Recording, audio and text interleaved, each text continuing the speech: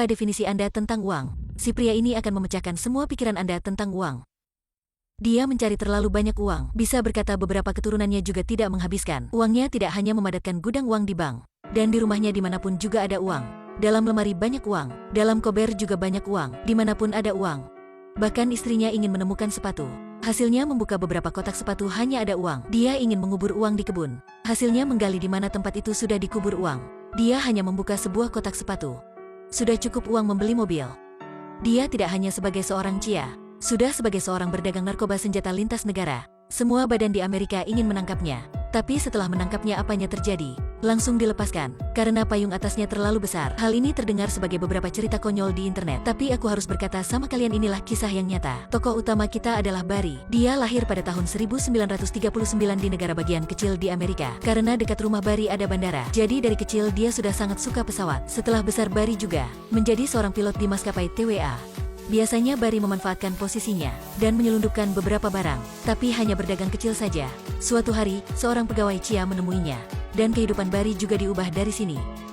Si pria menggunakan bukti penyelundupan Barry untuk memaksanya bekerja untuk Chia, sambil Barry juga mendapat kepentingan yang layak. Dia ada sebuah helikopter dari Badan Intelijen. Waktu itu Perang Dingin juga dimulai. Soviet mendukung pemberontak dari negara bagian Amerika Tengah, dan tugas yang Chia memberi Barry adalah memfoto kejahatan pemberontak. Selain itu dia juga memberi kabar intelijen antara Panama dan Amerika. Setelah itu dia diperhatikan oleh seorang berdagang narkoba Kolombia. Dan inilah anggota-anggota dalam timnya. Pedagang narkoba terkenal di benua Amerika, Medellin. Dia tahu kabar-kabar intelijen Barry, dan hal memotretnya pada pemberontak. Dia memaksa Barry mengangkut narkoba untuknya. Jadi Barry mengangkut narkoba masuk Amerika, langsung melempar ke posisi tertentu. Setelah itu tak lupa membersihkan pesawat. Akhirnya mendarat di Bandara Chia. Prosesnya sangat lancar, tapi manusia hitung tak sesama Tuhan hitung. Waktu Barry menyelundupkan tidak apa-apa, tapi waktu menerima uang sudah ditangkap. Dia tidak hanya dikarungkan tapi juga dipukul. Terdengar sedikit konyol, tapi akhirnya yang menjaminnya itulah orang dari Chia. Harga yang dia harus bayar itulah harus setia bekerja di badan. Chia menyediakan Barry tempat tinggal dan bandara baru. Area sekitarnya juga memberi Barry. Dan uang hitam Barry itu juga kembalikannya. Si pria senang sekali membawa tas uang ke rumah. Istrinya mengeluh rumah ini terlalu bobrok. Mesin pemanas, kulkas dan mesin cuci tak ada. Tapi istrinya reaksi begini.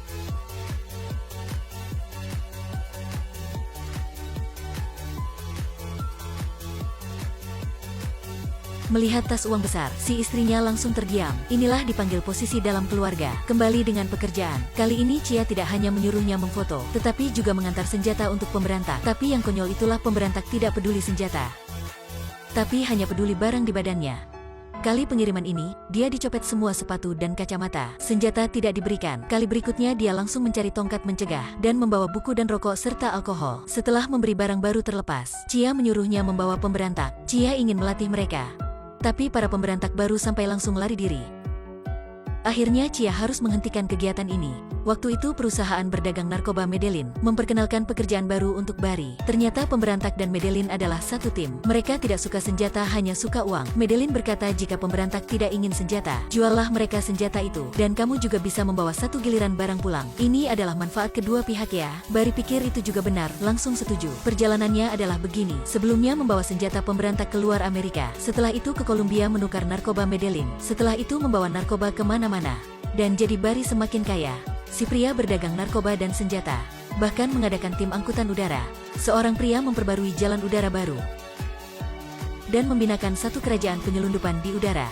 Kerajaan ini sudah membantunya mendapat banyak uang. Ketika semuanya masih kesal tak ada uang pakai, dia sedang kesal karena tak tahu menaruh uang di mana. Dia mendirikan banyak perusahaan hantu untuk pencucian uang, tapi masalahnya merupakan laju pencucian uang sepenuhnya tidak sesama dengan laju mendapat uang. Rumahnya uang di mana-mana, tanah di kebun juga banyak uang, menggali sembarangan satu lubang juga ada uang. Ada pepatah ketika miskin tidak diperhatikan orang lain, ketika kaya semuanya keluarga datang. Mereka sudah memindahkan rumah ke tempat jauh begitu masih bisa menemukannya. Si paman minta tinggal makan dalam rumahnya. Barry hanya ingin memberinya jumlah uang dan mengusirnya, tapi istrinya ingin Barry mengatur dia pekerjaan.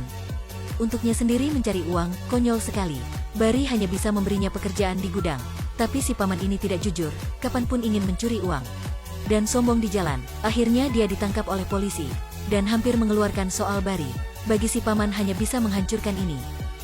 Barry tidak hanya menjamin untuknya dan memberinya tas uang besar dan menyuruhnya lari diri. Tapi si paman Barry ini sebagai sumur tanpa dasar. Kamu harus mengirimiku uang, dengar tidak?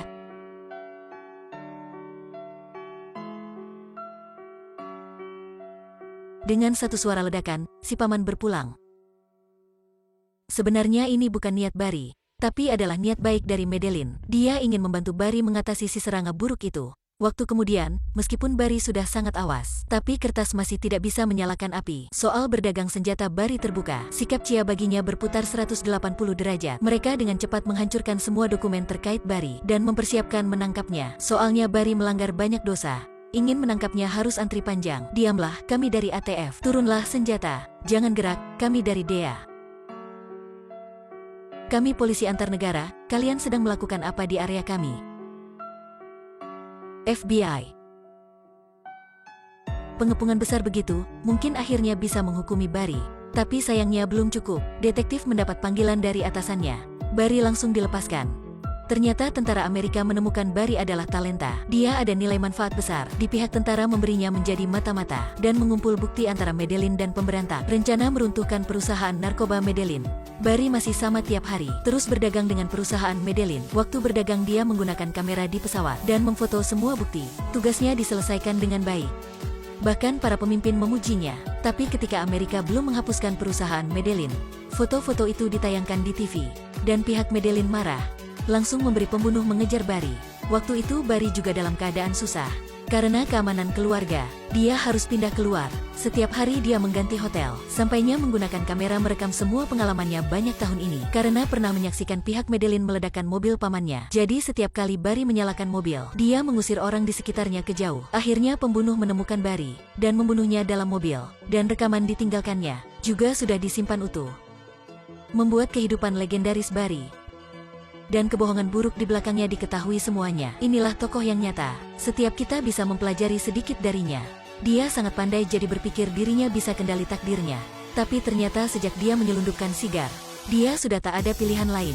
Awalnya, Barry menenangkan dirinya begitu bisa mencari banyak uang. Tapi perlahan menjadi bebannya. Dan Barry begitu dari kali ke kali diancam orang lain. Dan sejak itu dia tidak ada jalan exit lagi. Sampai mendapat hasil yang pilu. Di dunia ini, hanya kebenaran baru bisa kekal.